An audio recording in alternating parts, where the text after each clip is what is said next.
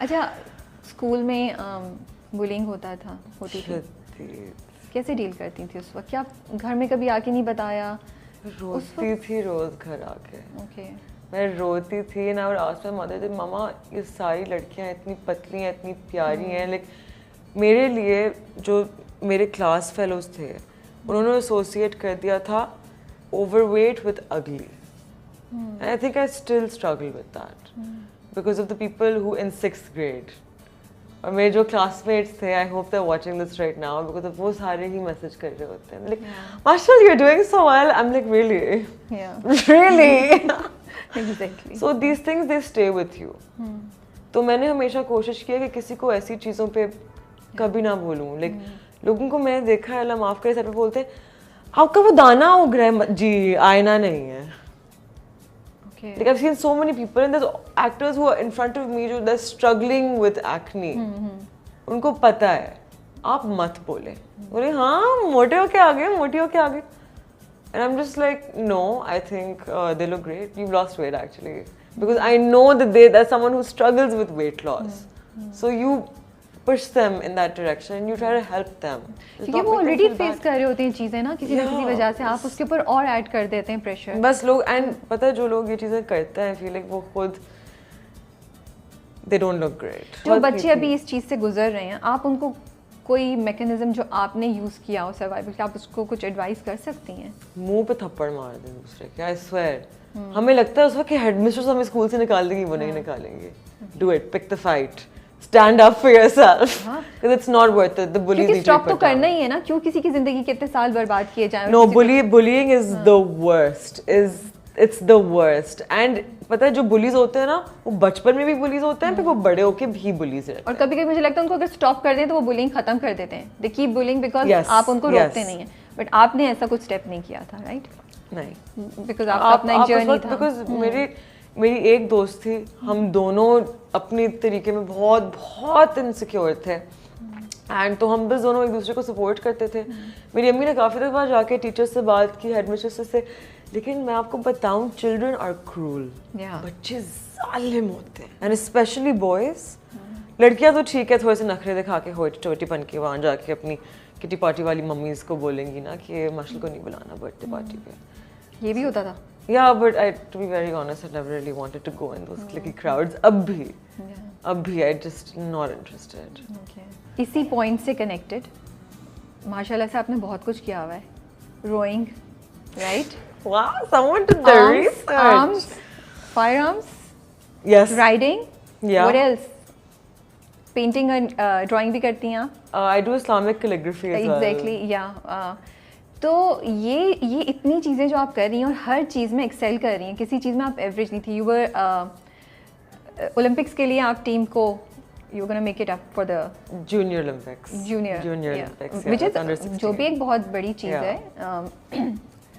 तो ये इतनी जो एक्टिविटीज़ में देख रही हूँ तो मेरे जहन में ये ख्याल आ रहा था, क्या ये एक रिएक्शन था जो आपने बचपन में फेस कर रही थी आप, कि अब मैं करके बताऊंगी तुम लोगों को कि मैं क्या कर सकती हूँ, जो तुम लोग मुझे जज करो? ये कुछ प्रोसेस ऐसा चल रहा था? नहीं, आई थिंक एक्चुअली मैं बस एक, बिकॉज मेरे पास ना दोस्त थे जिनके साथ मैं रोज आके हैंग आउट करती थी, तो मेरे अंदर बहुत कुछ था जो मैं दुनिया को दिखाना चाहती थी, और वो अभी तक है। वो तकलीफ़ें, वो कहानियाँ, वो एक्सपीरियंसेस, एंड ये सारे ज़रिए थे of expression. And I have always, I think मुझे बात करते हुए हमेशा मुश्किल लगता है थोड़ा सा अपने आप को एक्सप्रेस करना, क्योंकि मुझे आदत नहीं है जिससे अपनी चीज़ों के बारे में बात करते हुए। तो मेरा ये तरीका है कि मैं अपने कैरेक्टर्स के थ्रू करूँगी, मैं किसी स्क्रीन प्ले पे काम करना शुरू करूँगी। अगर मुझे रियली बात नहीं करनी उस टॉपिक के बारे में, I start painting it out. तो it's all just forms of expression to get it out. ये चूज़ कैसे किया कि मैं फायर आर्म्स, तो आई थिंक आपने जब यू वर स्टडीइंग अब्रॉड तब किया होगा आपने, तो ख्याल कैसे आया फिर? रैंडमली, पता दोस्त बात कर रहे होते हैं। टेल मी, मुझे बताइए जो सारे आपके शौक हैं, इनको कैसे आपने चूज़ किया कि मुझे ये करना है, ये करना है? कोई स्टोरी है, कोई इवेंट, कोई इंसिडेंट हुआ दैट पुश्ड यू कि मैं ये वाला करूं, यू नो, राइडिंग या कैलीग्राफी या रोइंग? किस तरह चूज़ किया? ये ऑटोमेटिकली होता गया? सो इट वाज वेरी, मेरी ज़िंदगी हमेशा बहुत फ्लो ही रही है, it just taken me in different directions.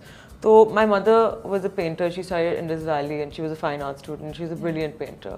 And तो मेरा artistic inclination तो वहीं से आता है कि बचपन से मम्मा को हसीन paintings बनाते हुए देखा मुझे भी ये करना है, you know, अपने parents को देखते हुए like I want to do that. This is what I want to do in life. So that's where that came from. And फिर writing तो was an expression क्योंकि जब हम लैंग्वेज सीखते हैं तो वो कुछ बच्चों के ना बेहतर मार्क्स आते हैं in writing and when you do story telling and you learning that, तो I was one of those kids. तो फिर आप उसी तरफ चले जाते हो. रोइंग ये हुआ था कि 8वीं जमात में हमारे हाउसेज हैं KGS में, so I was in Napier, so the rowing team came and they said we're recruiting for the teams. I told my mother, और मैंने सोचा था कि वेट लूज कर लूँगी एंड तो मैंने तो उसी इंटेंशन से किया था कि आई लूज वेट बिकॉज वो मुझे वेट से बहुत शदीद मसला रहता था. No one wanted to come near me in school and so I went to rowing through that. फिर हॉर्स राइडिंग तो बचपन में हमारे डाल दिया था. She was like go do something kids. She was very active. She was like ये भी कर लो, ये भी कर लो, ये भी कर लो. फायर आर्म्स का तो बचपन से शौक था, तो वो मौका मिल गया वहाँ जाके मौका मिल गया. वहाँ जाके हम like guys want to go shooting, let's go shoot some shit. पर फील कैसा होता है? How does it feel? It's very heavy but you get used to it. You get used to it. Yeah, because actually मेरी family में sadly hunting का रिवाज था.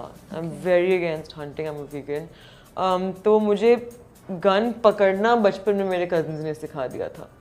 तो अब मैं देखती थोड़ा गलत ही सिखाया था उन्होंने. तो फिर I understood how to handle a gun and मेरा एम बहुत अच्छा था शुरू से. तो फिर मज़ा भी आता है जब आप सही से लाइक कर रहे हैं. अच्छा मुझे बताएं, वेजिटेरियन बचपन से थी, कैसे वेजिटेरियन हो गई आप? तो अच्छा, तो मेरी नानी मुझे कहती हैं कि मैं 3 साल की थी तो मैंने अपनी पहली कुर्बानी देखी. She told me that I cried for the entire Eid because वो मेरे दोस्त थे. I have one of our cooks who was with us in when I was very very young, when I was like 2, he told me just a couple weeks ago, he called me and he told me that आपको पता है आपको बचपन से शौक था जानवरों का. I'm like really? He's like हाँ, मैं वहाँ रोटियाँ बना रहा होता था, आप निकाल के आटे की बिल्लियाँ और कुत्ते बना रही होती थी. Yeah, and I had no idea because I was really young when this was happening.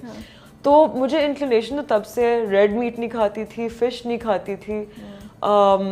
लेकिन जब मैं यूनिवर्सिटी गई थी तो I was under the impression कि आपको एटलीस्ट चिकन और दूध और अंडे खाने होते हैं for health. Then I met one of my Turkish friends who told me, he was a body builder and he was a vegan. And he told me, Marshall, if you think you're doing it for health, you're not. I was like, wait, what? He was like, just look it up, do your research. Research की तो पता चला कि actually meat and dairy is awful for your health, your skin, your hair, everything.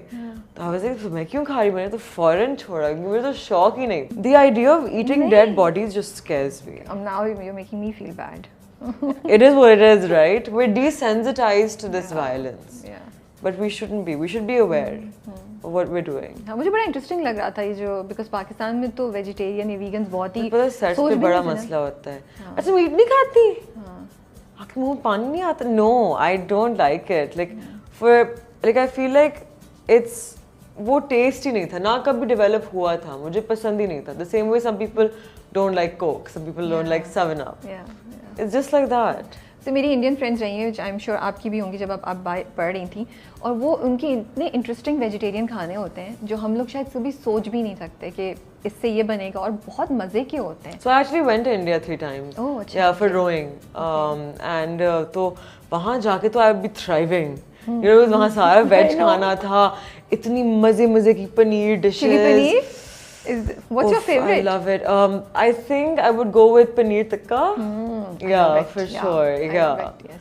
And mushrooms जो उनके होते हैं. अच्छा मैंने mushrooms नहीं खाए. नहीं खाए. Okay. I love mushrooms. Mostly I was to paneer. I'd be like paneer.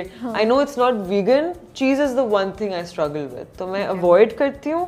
लेकिन कभी कभार I think. But inshallah one day I'll get that. चलें. Don't be so hard on yourself. आप काफ़ी कुछ already कर रही हैं, तो इतना हो सकता है, चल सकता है.